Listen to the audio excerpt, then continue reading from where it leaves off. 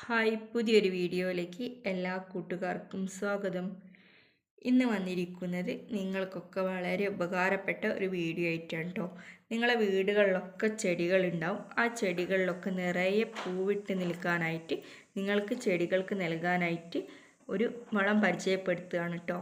അതുപോലെ ചെടികൾക്ക് മാത്രമല്ല കേട്ടോ, അത് നമുക്ക് വാഴയ്ക്കും അതുപോലെ പച്ചക്കറിക്കും ഒക്കെ ഉപയോഗിക്കാൻ പറ്റുന്ന ഒരു അടിപൊളി വളമാണ്. നമ്മൾ വെറുതെ ക്യാഷ് കൊടുത്തൊന്നും വളം വാങ്ങിക്കേണ്ടതില്ല. നമുക്ക് വീട്ടിൽ തന്നെ ഒരു ക്യാഷ് പോലും ചിലവില്ലാതെ ഉണ്ടാക്കിയെടുക്കാൻ പറ്റുന്ന ഒരു അടിപൊളി വളക്കൂട്ടാണ് കേട്ടോ ഇന്ന് പറഞ്ഞു തരുന്നത്. ഇതിന് മുമ്പുള്ള ഒരു വീഡിയോയിൽ ഞാൻ ഈ ഒരു വളത്തിനെക്കുറിച്ച് പറഞ്ഞിട്ടുണ്ട്. എനിക്ക് എൻ്റെ അടുത്ത വീട്ടിലുള്ള ചേച്ചി പറഞ്ഞു തന്ന ഒരു ഐഡിയ ആണ് കേട്ടോ. അതായത് അവരുടെ വീട്ടിലുള്ള ചെടികളിലൊക്കെ എല്ലാ കാലത്തും നന്നായിട്ട് തിങ്ങി നിറഞ്ഞ് പൂവിരിക്കുന്നത് കാണാം. അത് കണ്ട് ഞാൻ അവരോട് ചോദിച്ചാണ് നിങ്ങൾ എന്താണ് ഈ പൂവിന് കൊടുക്കുന്നതെന്ന്. അപ്പോൾ അവർ പറഞ്ഞു തന്ന ഒരു വളക്കൂട്ടാണ് കേട്ടോ ഇത് ഞാൻ ട്രൈ ചെയ്ത് അടിപൊളിയാണ് കേട്ടോ. നന്നായിട്ട് നമുക്ക് പൂക്കളും ലഭിക്കും. അതുപോലെ പച്ചക്കറികളൊക്കെ നന്നായിട്ട് താഴ്ച വളരുകയും ചെയ്യും. അപ്പോൾ നമുക്ക് എല്ലാത്തിനും ഉപയോഗിക്കാൻ പറ്റും. കറിവേപ്പിലയും പ്ലാവും മാവും ഒക്കത്തിനും ഉപയോഗിക്കാൻ പറ്റിയ ഒരു വളക്കൂട്ടാണ് കേട്ടോ. അതെങ്ങനെയാണ് തയ്യാറാക്കുന്നത് നമുക്കൊന്ന് കണ്ടിട്ട് വരാം. അതിനായിട്ട് ആദ്യമായിട്ട് തന്നെ നമുക്ക് വേണ്ടത് ഉള്ളീൻ്റെ തോലാണ് കേട്ടോ.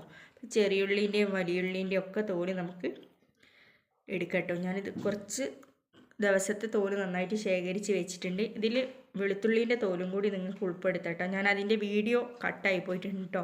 വെളുത്തുള്ളീൻ്റെ തോലും കൂടി ഞാൻ ഉൾപ്പെടുത്തിയിട്ടുണ്ട്. അപ്പോൾ ഇങ്ങനെ നമ്മൾ ഉള്ളീൻ്റെ തോലൊക്കെ നമ്മൾ നന്നായിട്ട് എടുത്ത് സൂക്ഷിച്ച് വെക്കുക. ഇതിപ്പോൾ ഒരു 2 ആഴ്ചത്തെ ശേഖരണമാണ് കേട്ടോ. അപ്പോൾ നമ്മൾ ദിവസം ഉള്ളി ഉപയോഗിക്കില്ല. ഉള്ളി ഉപയോഗിക്കുന്ന ദിവസമൊക്കെ മാറ്റി വെച്ചിട്ട് 2 ആഴ്ച ഉപയോഗിച്ച ഉള്ളീൻ്റെ തോലാണ് കേട്ടോ ഇത് നമുക്ക് മുട്ടത്തോടാണ് കേട്ടോ ഇനി വേണ്ടത്. അപ്പോൾ 2 ആഴ്ച ഉപയോഗിച്ച മുട്ടേൻ്റെ തോലാണ് കേട്ടോ ഇത്. അപ്പോൾ മുട്ടത്തോട് എടുക്കുമ്പോൾ നമ്മൾ മുട്ടത്തോട് നന്നായിട്ട് കഴുകി ഉണക്കി സൂക്ഷിക്കട്ടോ, അല്ലെങ്കിൽ അതിൽ നിന്ന് സ്മെല്ലൊക്കെ വരും. അപ്പോൾ അങ്ങനെ ഉണക്കിയെടുത്തതാണിത്. ഇനി നന്നായിട്ട് ഇതൊന്ന് പൊടിച്ചെടുക്കണം നമുക്ക്. അപ്പോൾ നല്ല രീതിയിൽ കൈവച്ച് ഞാനിപ്പോൾ ഇവിടെ പൊടിച്ചെടുക്കുന്നുണ്ട് കേട്ടോ. അപ്പോൾ ഇങ്ങനെ നന്നായി ഫൈനായിട്ട് പൊടിച്ചെടുക്കുക. മിക്സിയിലൊന്നും പൊടിച്ചെടുക്കേണ്ട ആവശ്യമില്ല കേട്ടോ. ഇങ്ങനെ തന്നെ നന്നായിട്ട് പൊടിച്ചെടുത്താൽ മതി. നമ്മുടെ പച്ചക്കറികൾക്കായാലും ചെടികൾക്കായാലും നമ്മളെ മാതിരി തന്നെ അതിനും നിലനിൽക്കാൻ കുറേ കാര്യങ്ങൾ ആവശ്യമുണ്ട്. അപ്പോൾ അതൊക്കെ ഈ മുട്ടത്തോടിലും ഉള്ളിലൊക്കെ ഉണ്ട്. അതുകൊണ്ട് തന്നെ നമ്മളെ ചെടി നന്നായി വളരുകയും ചെയ്യും, നന്നായിട്ട് പൂവിടുകയും ചെയ്യും, നമുക്ക് നല്ല കായ്ക്കനികൾ കിട്ടുകയും ചെയ്യും.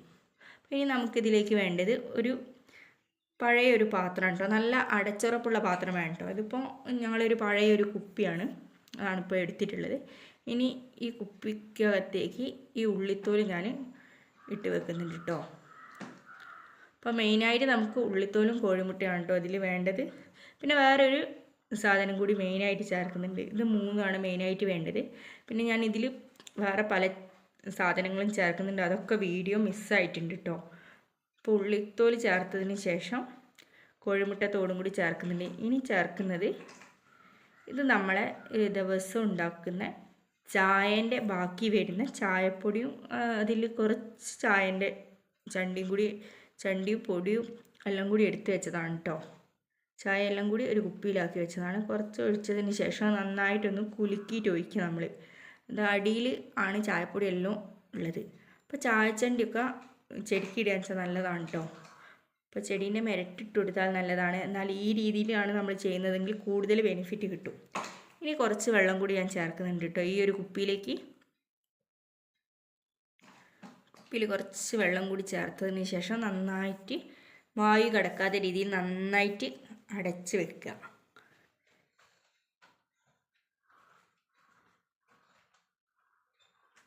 നല്ല രീതിയിൽ നമ്മൾ അടച്ചു വെക്കുക. ഇത് ഒരു 2 ആഴ്ചയ്ക്ക് ശേഷമാണ് കേട്ടോ ഞാനിത് എടുക്കുന്നത്. അപ്പോൾ ഇതിൽ നമ്മൾ തുറക്കുമ്പോൾ നമുക്കിവിടെ എവിടെയും നിൽക്കാൻ കഴിയില്ല, അത്ര സ്മെല്ലായി കേട്ടോ. ഭയങ്കര ഒരു സ്മെല്ലാണ്. ഞാനിതൊന്ന് ഈ ഒരു പഴയ ബക്കറ്റിലേക്ക് അരിച്ചെടുക്കുന്നുണ്ട്. പിന്നെ ഇതിൽ പുഴുവൊക്കെ വരും കേട്ടോ. അപ്പോൾ പുഴുവൊക്കെ വരാതിരിക്കാനായിട്ട് നമുക്കൊരു കഷ്ണം വെല്ലവും ചേർക്കാം. ഇതല്ല ഇതിന് ശരിക്കും കളർ ഉണ്ടാവുക. ഞാനിതിൽ വേറെ കുറച്ച് വെളുത്തുള്ളീൻ്റെ തോലും അതുപോലെ പച്ചക്കറീൻ്റെ കുറച്ച് വേസ്റ്റൊക്കെ ഇട്ടിട്ടുണ്ടായിരുന്നു കേട്ടോ. അതുകൊണ്ട് ഈ ഒരു കളർ കിട്ടി. ഇതിൽ ഒരു കാപ്പി കളർ ഉണ്ടാവും കേട്ടോ. നമ്മൾ ഉള്ളിത്തോലും കോഴിമുട്ടയും ചായപ്പൊടി മാത്രമാണ് ഒഴിക്കുന്നതെങ്കിൽ കാപ്പി കളറാണ് ഉണ്ടാവുക. കാപ്പി കളറിലായിട്ടുണ്ടാവുക. ഇതിൽ ഞാൻ വേറെ കുറച്ച് അല്ലാത്ത പച്ചക്കറീൻ്റെ വേസ്റ്റൊക്കെ ഇട്ടുണ്ടായിരുന്നു, അതുകൊണ്ടാണ് കേട്ടോ ഈ ഒരു കളറ്. അപ്പോൾ നമ്മളത് എത്രയാണോ അത് എടുത്തതിന് ശേഷം അതിലേക്ക് അതിൻ്റെ ഇരട്ടി വെള്ളം ഒഴിക്കണം കേട്ടോ. എന്നിട്ട് മാത്രമേ നമ്മൾ ചെടികളിലൊക്കെ ഇത് സ്പ്രേ ചെയ്യാവൂ. ഇത് ഞങ്ങൾ കവറിൽ വെച്ചൊരു കറിവേപ്പാണ് കേട്ടോ. അപ്പോൾ ഇതിന് ഈ രീതിയിൽ ഞങ്ങൾ എപ്പോഴും ഇത് ചെയ്യാറുണ്ട്.